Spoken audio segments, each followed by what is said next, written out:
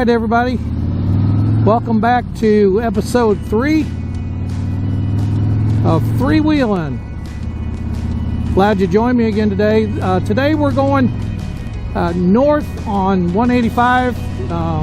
Last episode we headed south, so I wanted to go north on 185 and kind of give you an idea of what it looks like going in the opposite direction. I'm glad you're along for the ride today. Beautiful day. We'll just kind of ride along here and see how things go. But yeah, it's a beautiful day. Warm, really kind of warm for November.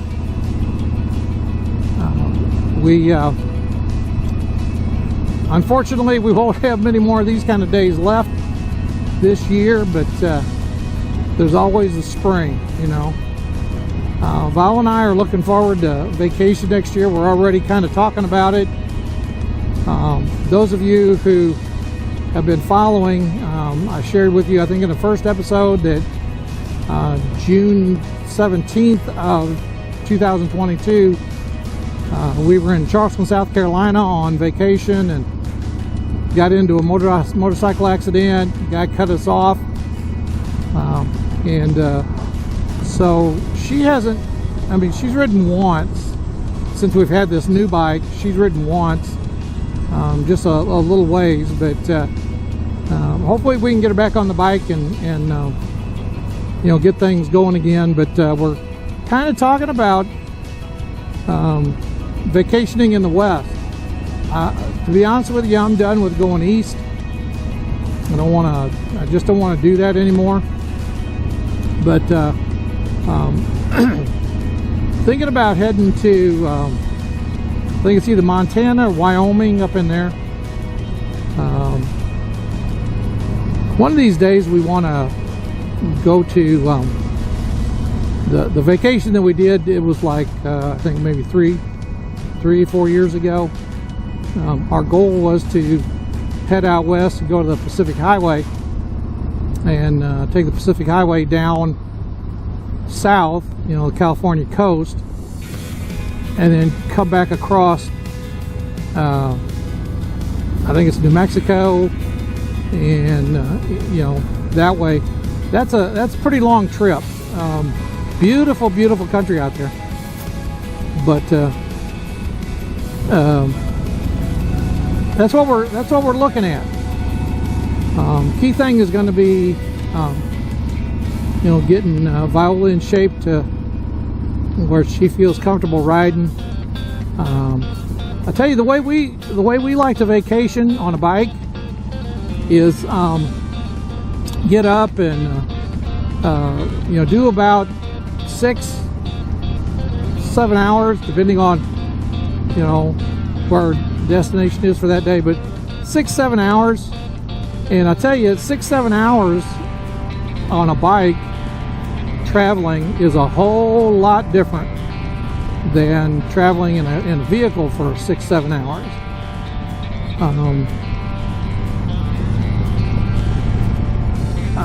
Because you're exposed to the elements, whatever those elements might be. You're exposed to those elements, and you know, sometimes, you know, it's heat. Could be, you know, you get caught in a rainstorm. We've been down that road before, caught in a rainstorm. In fact, I think Viola has some pictures, I think, of a really bad storm that we got caught in when we were headed down to Panama City, Florida this last June. That was horrendous. You know, and we didn't, you know, unfortunately we didn't stop and put on our rain gear, which we should have. So we were just in the clothes we had put on that morning before we headed out, and I mean, we got soaked, absolutely soaked. If you remember in the last episode, I talked to you a little bit about, you know, you have to be ready for every kind of weather. have to dress for every kind of weather. And part of that is having your rain gear with you, because you on a long trip like that, on a trip like what we're doing in these few episodes, if you get caught in rain, you could, you kind of make do and try to find shelter at a filling station, something like that. But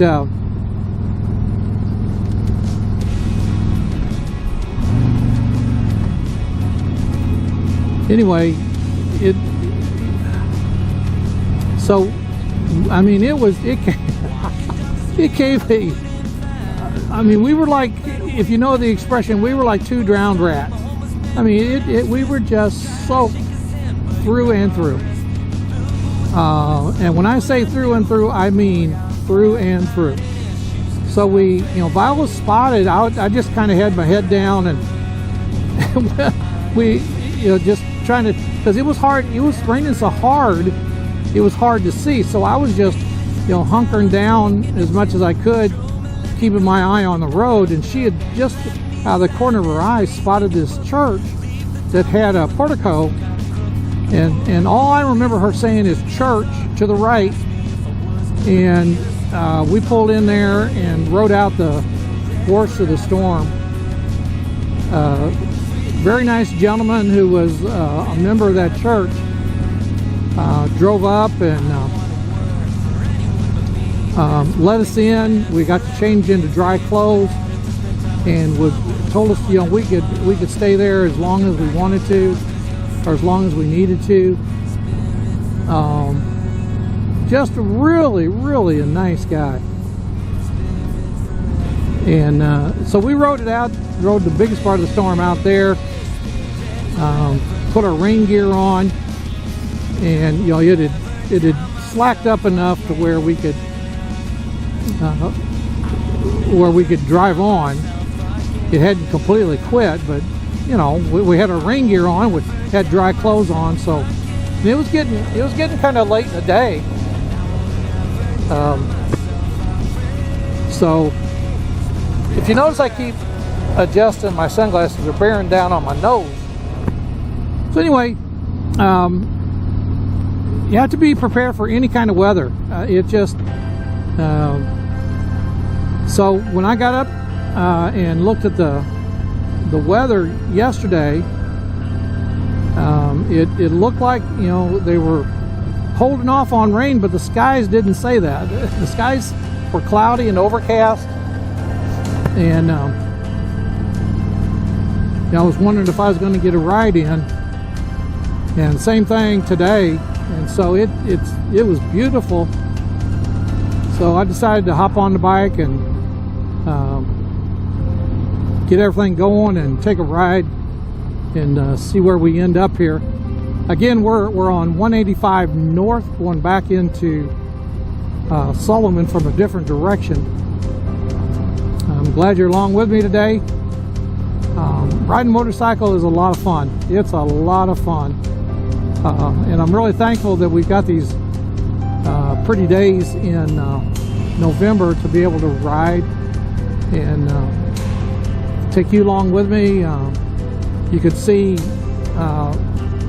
camera pointing back on my left, and then camera on my helmet on the chin area I've got mounted to give you a perspective of what I see when I'm driving. But it's just a lot of fun. Some people think you're crazy for and they talk about all kinds of dangers and think you're crazy for riding a motorcycle. But I tell you, that kind of thinking can keep you from doing a lot of things. I mean, I don't drive crazy. I don't. I'm very cautious in driving, particularly when I've got Viola aboard. But the situation that happened this past June just goes to show you that no matter how, because when we were in Charleston, South Carolina, we were only doing 15-20 miles an hour. That's all we were doing. And something unexpected like that happens, I would dare say, this is just me now, but I would dare say that anybody driving a car and gets into an accident, no matter if it's like a fender bender or a pretty serious accident, they don't plan that morning when they get up to, to drive, they don't plan on getting in an accident. Well, the same thing is true for motorcycles. You don't plan on getting in an accident, but just like with anything else, it could happen. Now, I will agree, the difference is that you don't have protection around you like you do in a four-wheel automobile. I get that. It's fine. Tell me what you guys think. Are people that ride motorcycles, are they nuts? Or, is it somebody that just wants to have fun? And I've heard of people that ride these side-by-sides and four-wheelers, and they get into bad accidents too. So, I guess there's reasoning both ways. But I'm just of the opinion that you be as cautious as you can, you be as mindful of your surroundings as you can. Again, on June 17th, all we were doing 15-20 miles an hour on the far right lane, going back to our hotel room. And this guy, for whatever reason, said he didn't see us, but he cut us off. And the rest is history. I've told you that story before. But I'm talking about that in light of, whether to ride a motorcycle or not. I mean, some people thought that we were crazy for getting another bike. And I guess on some level, I get it, but if you've never ridden a motorcycle, then how can you criticize somebody for riding if you've never ridden it? You see what I'm talking about? It kind of goes both ways. I tell you, leave me comments in the comment section. Leave me comments as to what you think. Now here's something that I do think is crazy. When we were in Charleston, South Carolina, I didn't realize this at the time, but South Carolina is a no helmet state. Okay, so you can ride without a helmet, and the people we saw riding were riding without a helmet. Just about everyone we saw riding a motorcycle in Charleston, South Carolina anyway, and surrounding areas, did not have a helmet on. Now, we were only going 15-20 miles an hour. And, of course, like I said earlier, Viola sustained the worst of the injuries. But, look,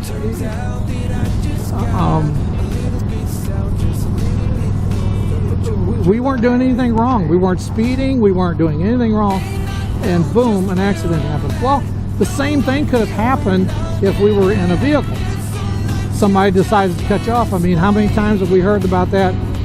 Accidents happening on the interstate where, somebody is passing you and they cut you off, because either you were in a blind spot or whatever, or you're getting ready to pass somebody on the interstate. You didn't, and you looked in your side mirror and you didn't see anything, but then all of a sudden here's a vehicle that's right beside you, and that's because they were caught in the blind spot. Okay, so the same thing I think applies to motorcycles. You can be as cautious could be, but and still have an accident. You could be riding in a car and be doing the speed limit or below, and somebody smack into you.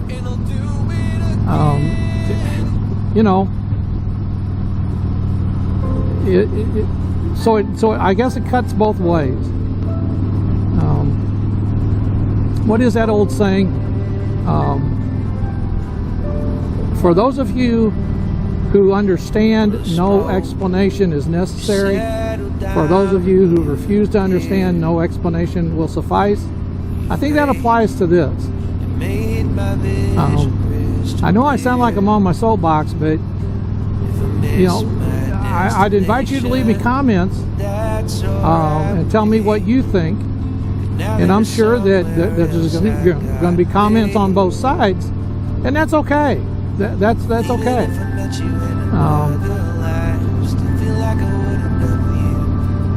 That's part of living in America, right? Where you can have your own opinion, and your opinion is your opinion, and I don't think one opinion is, concerning motorcycles, I don't think one opinion is right versus one wrong. Okay. But anyway, that's my soapbox for the day.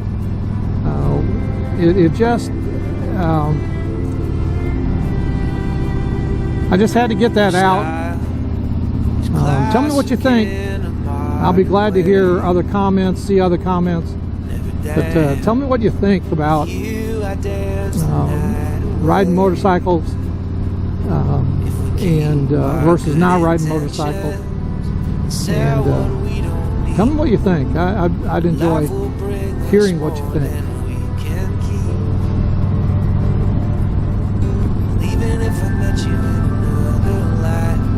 So we're coming pretty close to Sullivan here again.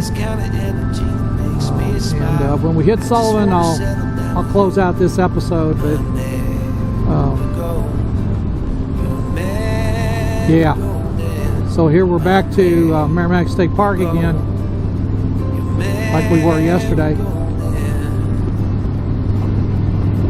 The river's kind of down.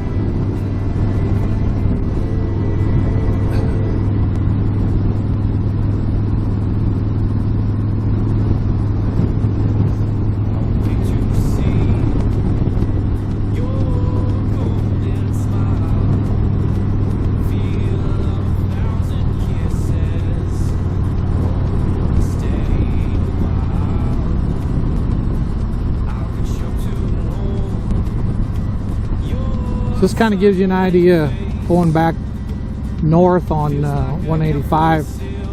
Gives you a look at things from a little bit different perspective.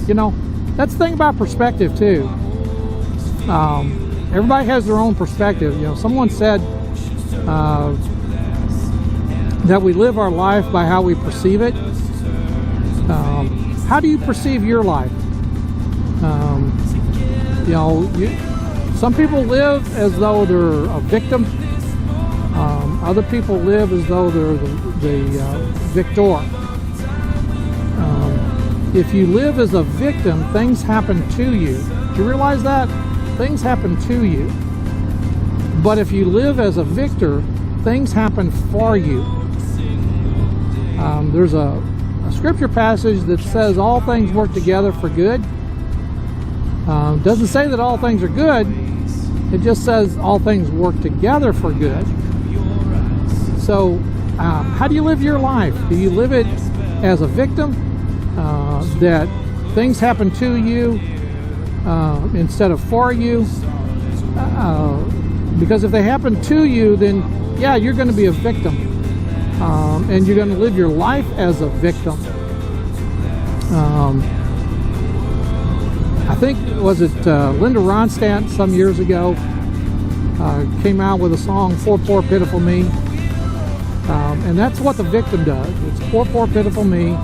Everybody is doing something to me, against me. But see, if you live as a victor, then things, whatever, even though they're bad things, they can end up teaching you something if you will allow it. Allow the thing to teach you, the circumstance, whatever it is. I've talked a lot about the accident on June 17th of this year, and it's just taught me how fragile life is. So give that some thought as we come to the end of our ride here today. Give that some thought. Are you a victor or are you a victim? Do you live your life as a victor or do you live your life as a victim? Things either happen to you or for you. So think about that today. Whenever you're seeing this, listening to this, think about that today. How am I living my life? Because it could change. If you're living your life as a victim, that can change. But you can live your life as a victor, and although rough times happen, things happen that you can't explain, you can learn from them and be a better person for it. So we're coming into Sullivan now, and I'm going to close out this episode. Thanks for riding with me today. Hope you enjoyed it, and we'll see you next time when we go riding together. See you later.